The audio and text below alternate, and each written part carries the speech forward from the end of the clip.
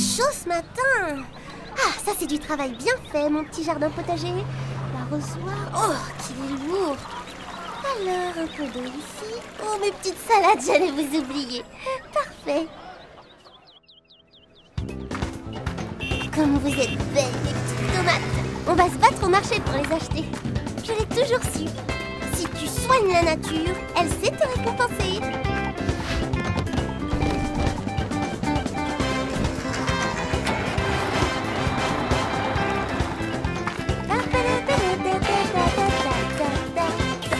Mais je rêve! C'est pas possible! Booba! Que fais-tu? Rien, pourquoi tu cries? C'est pas ton arbre. Mais Booba, c'est ton arbre! Et c'est aussi le mien! Qu'est-ce que tu racontes? J'habite à 10 mètres d'ici, et ce n'est ni ton arbre, ni le mien. Un arbre, c'est vivant, ce n'est pas un objet. Cet arbre est sur la terre, et la terre, c'est à nous de la protéger. C'est notre maison. Et c'est aussi la maison de 4000 espèces de mammifères, 9000 espèces d'oiseaux, 10 000 espèces de reptiles, 20 000 espèces de poissons, 1 million d'insectes et 7 milliards d'êtres humains. Voilà pourquoi tu n'as pas le droit de faire pipi contre cet arbre. Zaza, arrête! Tu me fatigues avec tes chiffres. Je n'ai pas mis la terre en danger. T'exagères toujours. Oh, il fait chaud. Allez, viens, on va se mettre à l'ombre. Tu es bien content de trouver un arbre quand tu veux t'abriter. Alors pourquoi tu brûles les racines avec ton urine? Et si tout le monde agissait comme toi? Bon, d'accord, tu as raison. Mais Tu ne crois pas que nous pourrions nous occuper de notre terre, puisqu'elle prend soin de nous? nous sommes trop jeunes. C'est l'affaire des grands. Mais non, on peut faire beaucoup nous aussi. Demain, avec nos amis, on va s'occuper de notre maison, la terre. Ok, si tu veux. On va faire 3 groupes et on va vérifier l'eau, les lumières et les ordures. Les petits, vous serez le groupe des fourmis et vous regarderez par terre tout ce qui ne va pas. Les grands, vous serez le groupe des oiseaux et vous regarderez vers le haut. Mon groupe, celui des antilopes, va s'occuper de tout ce qui se trouve à notre hauteur. Ah, si j'étais une fourmi, je resterais collée sur ce chewing-gum. Super, sans toi, il serait resté là au moins 5 ans. Si j'étais une fourmi, tu serais déjà asphyxiée par cette peinture et son odeur. Et moi, si j'étais une fourmi, tu serais déjà noyée. Regarde, le robinet de la cour fuit.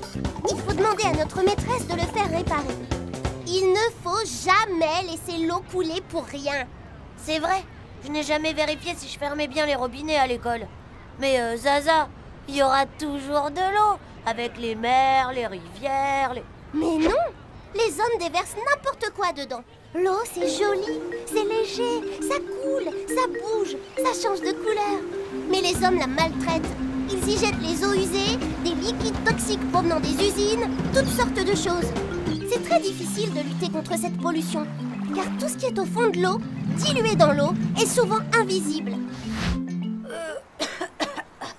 Oh, toute cette fumée! Tu crois qu'il y a un incendie derrière les murs ou quoi? Mais non, ce sont les fumées des voitures. C'est pour ça qu'il vaut mieux aller à l'école à pied. Et mon vélo? Je n'ai pas le droit de le prendre alors? Bien sûr que si. Tu ne mets pas d'essence dans ton vélo. La terre ne craint rien. Et un peu d'exercice, c'est bon pour la santé. Moi, je vais essayer d'attraper ce vieux sac en plastique. Sans quoi il mettrait des dizaines d'années à se dégrader naturellement. Des dizaines d'années? Mais oui. Je crois que j'en ai laissé un sur la plage hier soir. Mais je ne suis pas la seule à le faire. Tout le monde fait pareil dans la ville. Alors laissons la ville devenir un grand sac poubelle. Tu as raison. À nous de jouer, les antilopes. Booba, va éteindre les lumières dans les 3 classes. Je ne pense pas que les tables aient besoin d'être allumées pendant la récréation. Et toi, que fais-tu derrière le tonneau? Des bêtises, bien sûr.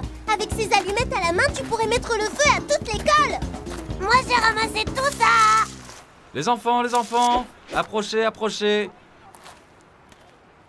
J'ai vu une dizaine d'élèves prendre soin de la cour de récréation et je les en félicite. Zaza, viens hisser les couleurs, tu as bien mérité cet honneur. Et demain, nous allons faire toute une journée environnement. Apporter à l'école tout ce qui, à votre avis, ne sert à rien. Et nous allons faire le tri ensemble. Voilà, maîtresse. Et hop, voilà. Je n'ai trouvé que des vieilles épluchures de fruits et de légumes. C'est parfait, Pascal. Nous allons les déposer ici pour nourrir la terre. Ensuite, nous allons créer notre propre jardin potager. Ouais, un jardin potager. Super.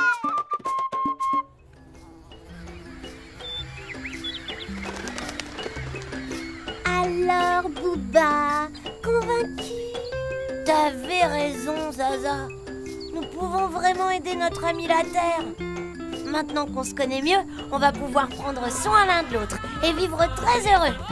Et dire que nous allions jeter tout ça.